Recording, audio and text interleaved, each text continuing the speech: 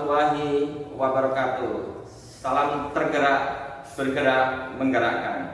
Perkenalkan, saya Muhammad Salahuddin, SPD MPD, calon guru penggerak angkatan ke-9 dari SMA Negeri 1 Lumajang.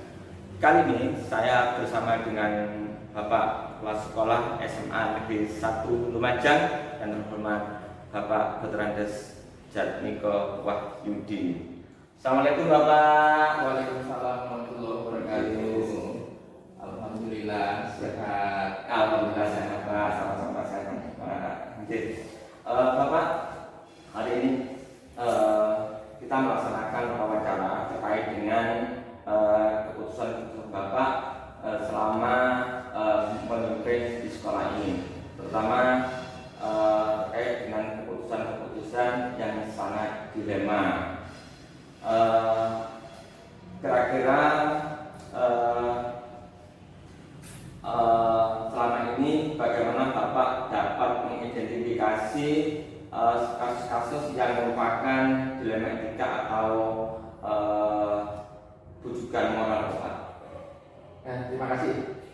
Apabila terjadi suatu kasus pada ibu peserta didik yang secara dilema etika perlu penanganan khusus melalui guru BK, siswaan, karena kepala sekolah tidak bisa bergerak sendiri dan tidak bisa turun langsung, sehingga permasalahan pada guru dan tenaga pendidikan saya selalu berkoordinasi dengan para wakil kepala sekolah terlebih dahulu.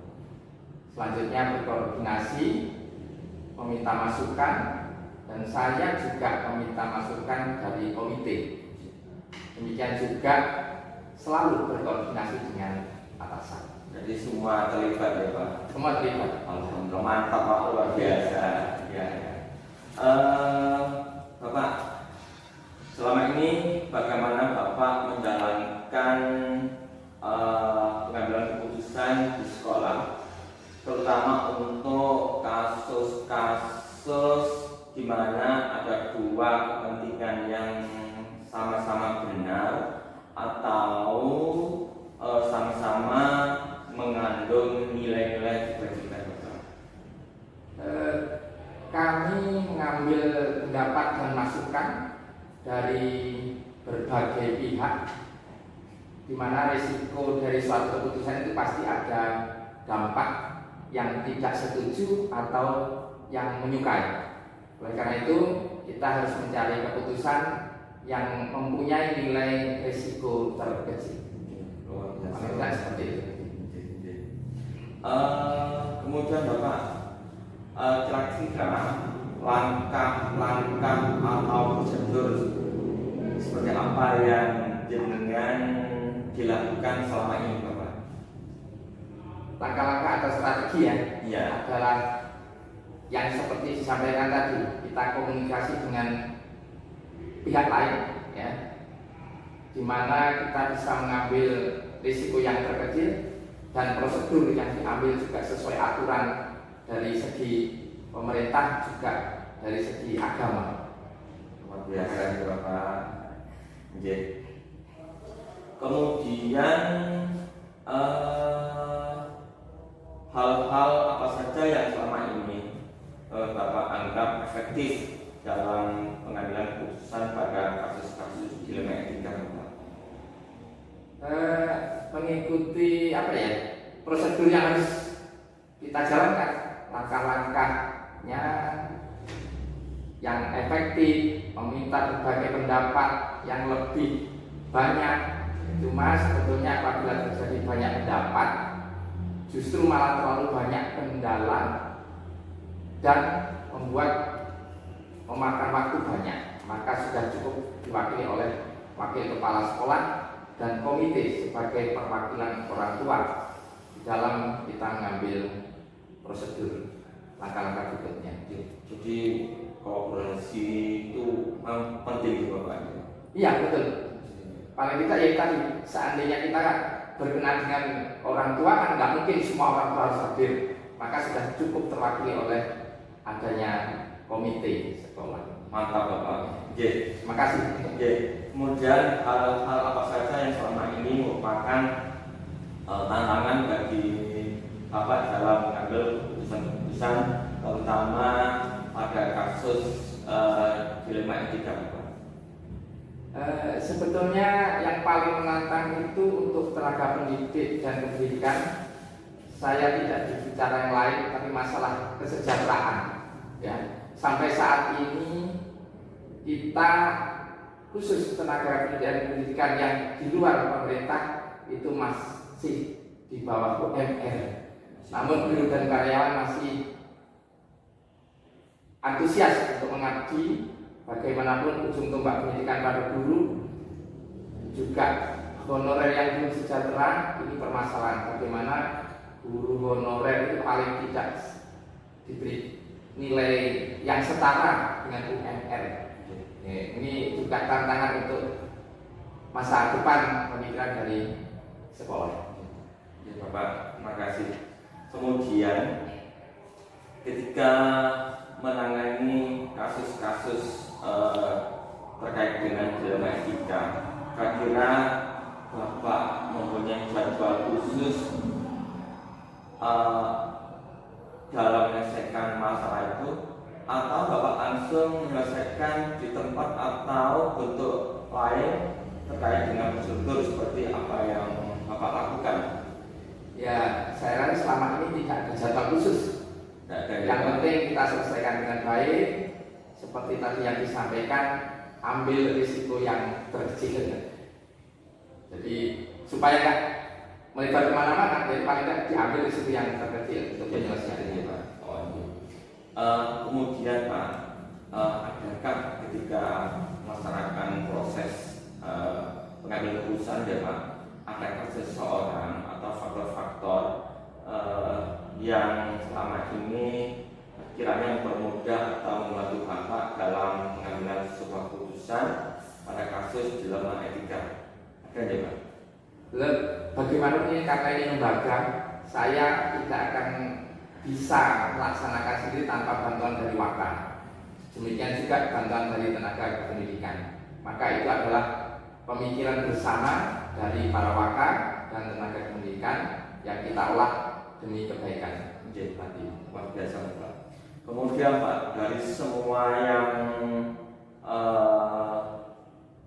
dengan sampaikan tadi, kira-kira pembelajaran apa yang dapat Bapak petik dari pengalaman Bapak selama mengambil sebuah keputusan Pak? Dari pengalaman saya selaku pendidik yang sudah di atas 30 tahun, sehingga kalau mengalami hal-hal seperti ini ya jangan sampai terjadi kembali. Kita boleh sekali mengambil teori, namun kita tidak bisa pukul rata suatu kejadian. Itu teori akan berbeda dengan praktek di lapangan. Kondisi setiap zaman akan berbeda. Luar biasa Pak. Terima kasih banyak hal hari ini yang saya dapatkan dari Bapak. Mudah-mudahan wawancara ini mendapatkan ridho dari Allah Subhanahu wa Ta'ala. Amin. Terima kasih. Sama-sama. Saya mohon pamit Pak. Terima kasih. Demikianlah wawancara saya dengan Bapak Kepala Sekolah SMA Nusantara Lumajang, Bapak Fernandes Jatmiko Wahyudi. Assalamualaikum warahmatullahi wabarakatuh.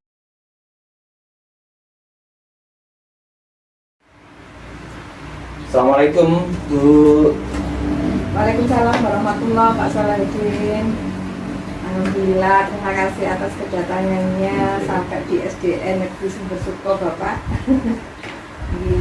Terima kasih Bu, saya diberi kesempatan datang ke sini. Saya juga mengucapkan terima kasih atas kepercayaan yang telah diberikan terhadap sekolah kami. CGP Angkatan 9, Bapak Salahuddin mau berkenan hadir di lembaga kami SD Negeri Sumber Suko. Ya Bu, makasih. Oh ya Bu, hari ini kita melaksanakan wawancara terkait dengan proses pelaksanaan keputusan-keputusan selama Ibu menjadi kepala sekolah Di sini ya Bu, di SDN Sumber Suko, Iya. Kecamatan Sumber Suko, Lumajang. Oh ya Bu, selama ini bagaimana Ibu dapat mengidentifikasi kasus-kasus yang merupakan dilema etika atau rujukan moral? Terima kasih Pak Solihuddin. Kami dalam mengidentifikasi kasus-kasus yang merupakan dilema etika atau rujukan moral, saya mengamati dulu suatu permasalahan yang terjadi. Jadi kami mengumpulkan informasi yang faktual dan menentukan suatu keputusan yang mengacu berdasarkan peraturan yang ada di lembaga kami. Luar biasa itu. Terus Bu, bagaimana ketika Ibu menjalankan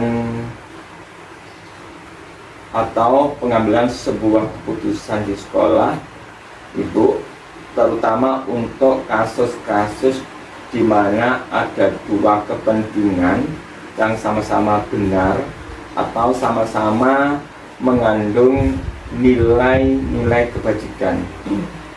Terima kasih Bapak. Dalam pengambilan keputusan, kami harus selalu dikembalikan semuanya kepada aturan yang berlaku di sekolah kami, karena memang aturan di sini nomor 1 setiap pengambilan keputusan. Saya selalu juga menjalin hubungan dengan rekan sejawat, Bapak Ibu guru dan warga sekolah untuk memastikan bahwa keputusan tersebut benar-benar dipahami, karena selalu ada alasan dibalik sesuatu yang terjadi. Jadi kami betul-betul berkoordinasi dengan semua warga sekolah. Jadi memang serba dilematis ketika ada sebuah keputusan yang sama-sama baik ya Bu ya. Iya. Wah, mantap. Terus Bu, kira-kira langkah-langkah atau prosedur seperti apa yang biasa Ibu lakukan selama ini? Ya, terima kasih.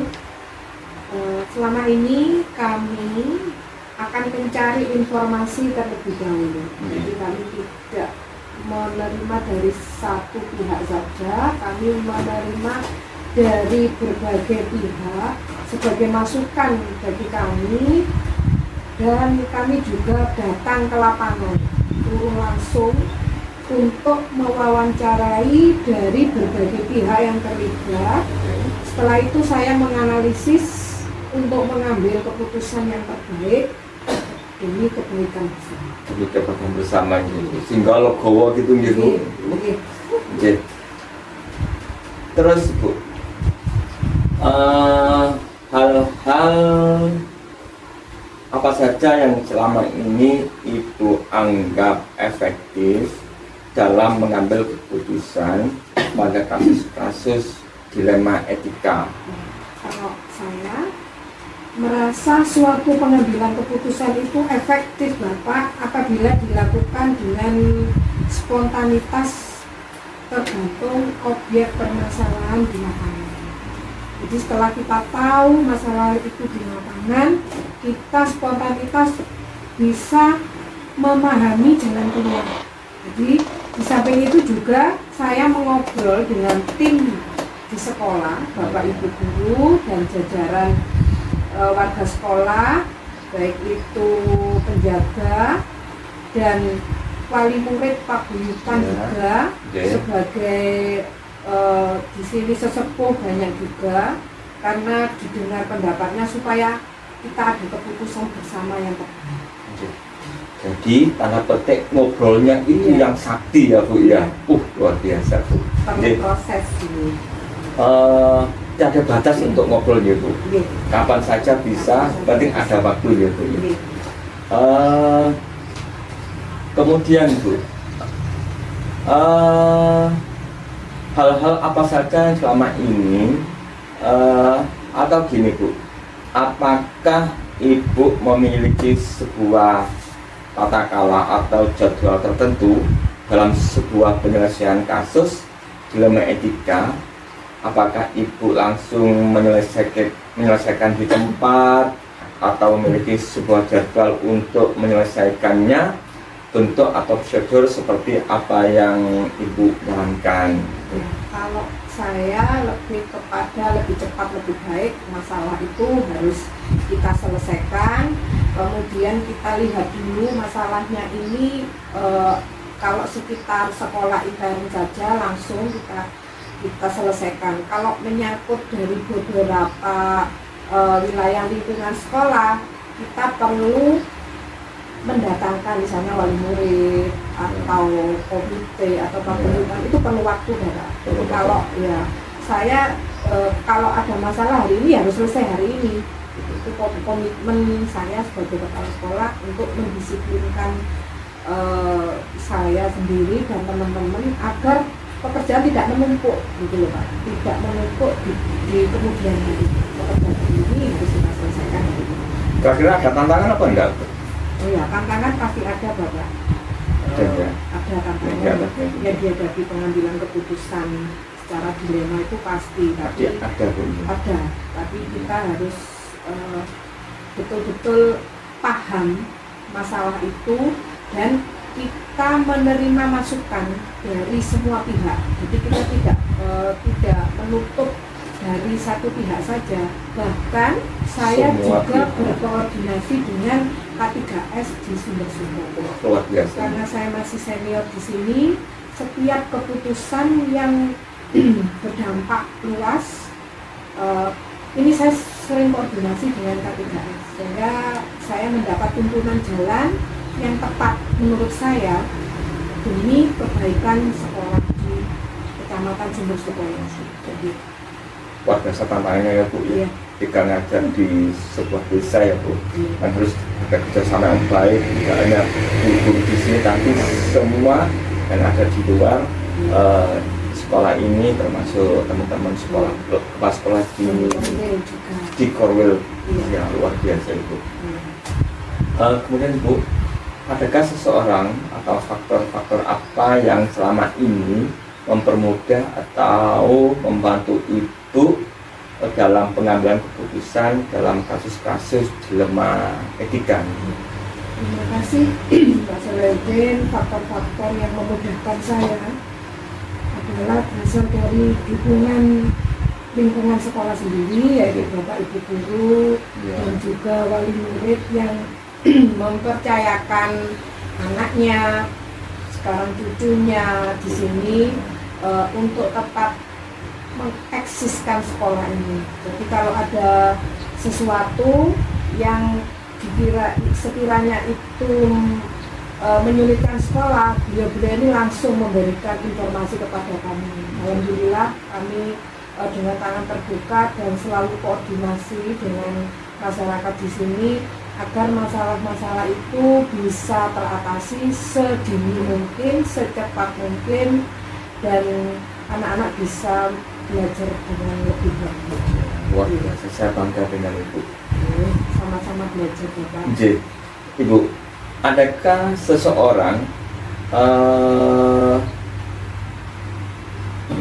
yang selama ini atau dari semua hal yang telah disampaikan, pembelajaran apa yang dapat Ibu petik dari pengalaman Ibu mengambil keputusan dilema etika? Karena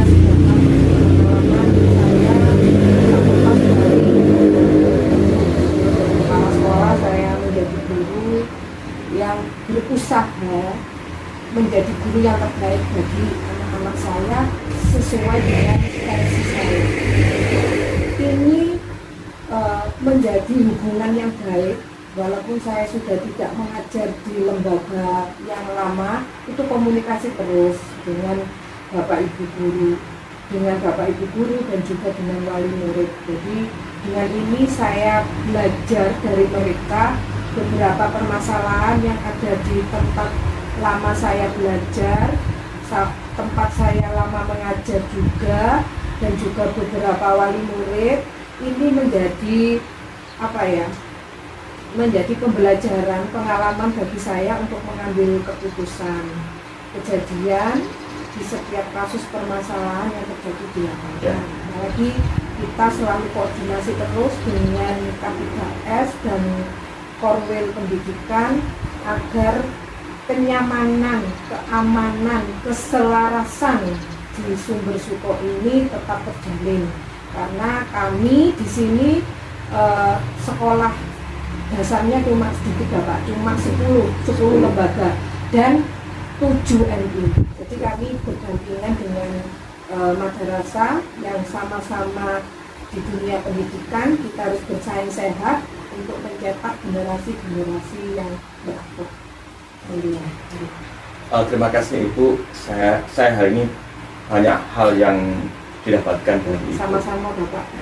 Mudah-mudahan pertemuan hari ini selalu mendapatkan ridho dari Allah Subhanahu wa Ta'ala. Amin. Terima kasih kepada Pak Solihuddin telah mempercayakan pelaksanaan wawancara kegiatan di sekolah saya. Terima kasih. Selamat jalan, hati-hati di jalan Bapak.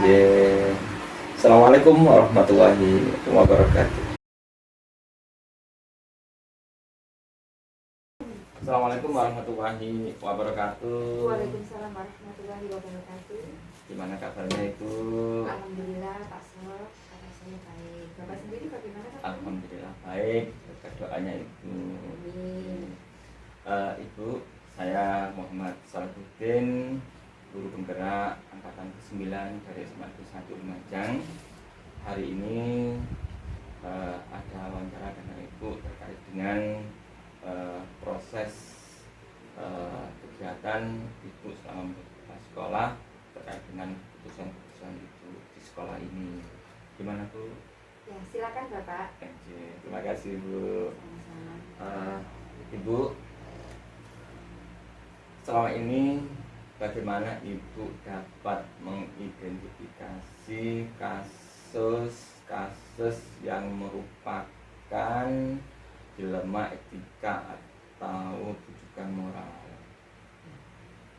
Menjadi pemimpin pasti kita akan dihadapkan dengan berbagai permasalahan ya Pak ya. Namun kita harus mengambil keputusan dengan cepat dan tepat tentunya. Meskipun begitu, kita tidak bisa langsung memutuskan sesuatu tanpa mengidentifikasi masalah dan mendengarkan berbagai masukan-masukan yang ada. Tentu semuanya harus kita gali dan kita ambil mana yang terbaik. Mendengarkan ya Bu ya. Mantap Ibu. Terus Ibu, bagaimana Ibu menjalankan pengambilan keputusan tersebut, terutama untuk kasus-kasus di mana ada dua kepentingan yang sama-sama benar atau sama-sama mengandung nilai kebajikan? Sebagai kepala sekolah tentunya melihat situasi itu harus dari berbagai sisi ya.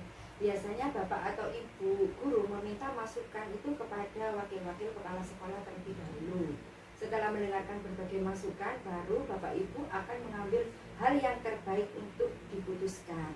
Ya, meskipun tidak bisa kita mendapatkan semua masukan tentunya dari semua pihak, apabila dihadapkan dengan dua kepentingan dan sama-sama benar, maka saya akan mengambil keputusan sesuai aturan dan biasanya disepakati dengan rapat.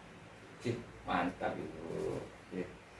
Terus Ibu, kira-kira langkah-langkah atau prosedur seperti apa yang jenengan lakukan selama ini? Langkah-langkah atau prosedur yang saya lakukan, yang pertama mencoba memahami kasus yang terjadi terlebih dahulu. Kemudian wakil kepala sekolah itu mendapatkan masukan, mengumpulkannya ke kepala sekolah supaya untuk mendapatkan masukan. Kemudian mengadakan rapat bersama Dewan Guru. Apabila tidak sesuai dan tidak menemukan keputusan bersama, maka dilakukan voting. Dengan begitu, keputusan yang diambil dengan catatan dilaksanakan dengan penuh tanggung jawab setelah sesuatu hal telah disepakati. Jadi itu sebuah keputusan bersama Ibu. Luar biasa.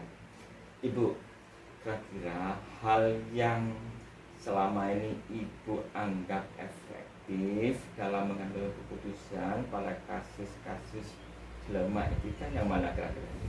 Yang efektif itu apabila keputusan itu disepakati oleh semua dewan guru Semua dewan guru. dan dianggap itu keputusan yang terbaik. Tapi semua guru terlibat semua di Iya. situ. Jangan sampai terlibatkan gitu Iya. Bu. Masya Allah, luar biasa, mantap Ibu. Kemudian hal-hal yang selama ini merupakan tantangan dalam sebuah mengambil keputusan dalam kasus-kasus dilema etis apa Bu? Biasanya begini, tantangannya itu apabila terdapat pendapat dan keinginan dari guru-guru yang berbeda. Berkaitan ya. Nah, itu tantangannya dan itu membutuhkan waktu untuk meraih satu kesepakatan seperti itu. Selesai endingnya baik, Ya. bagus ini Bu. Oh, siap. Mantap. Kemudian Bu, apakah Ibu memiliki sebuah jadwal tertentu dalam sebuah penyelesaian kasus dilema etika ini? Apakah langsung menyelesaikan di tempat atau memiliki sebuah jadwal untuk menyelesaikannya, bentuk atau prosedur seperti apa yang Ibu jalankan terkait dengan hal ini? Kalau jadwal secara khusus tidak ada, tetapi kami apabila ada masalah segera menyelesaikan dan mengkoordinasikan. Ya. Oke. Juga tergantung besar atau kecilnya permasalahan tersebut. Besar kecil dalam masalah penting selesai gitu. Ya. Luar biasa Ibu ya. Kemudian adakah seseorang atau faktor-faktor yang selama ini mempermudah atau membantu Ibu dalam pengambilan keputusan dalam kasus-kasus dilema etika Bu? Ya, ada Pak. Biasanya itu yang mendukung dalam pengambilan keputusan adalah dari lingkungan keluarga dan juga dewan guru. Stakeholder sekolah termasuk Ya. TU juga Ya, terlibat benar. ini. Pihak yang terkait. Ya, terkait. Mantap itu. Itu aja pertanyaan dari saya. Banyak hal yang saya dapatkan dari Ibu. Mudah-mudahan selalu mendapatkan bimbingan dari Allah Subhanahu wa Ta'ala. Terima kasih atas diterimanya saya di sekolah ini untuk masalah aktivitas wawancara Ibu. Sama-sama Pak. Semoga sukses. Ya, Assalamualaikum warahmatullahi wabarakatuh. Waalaikumsalam warahmatullahi wabarakatuh.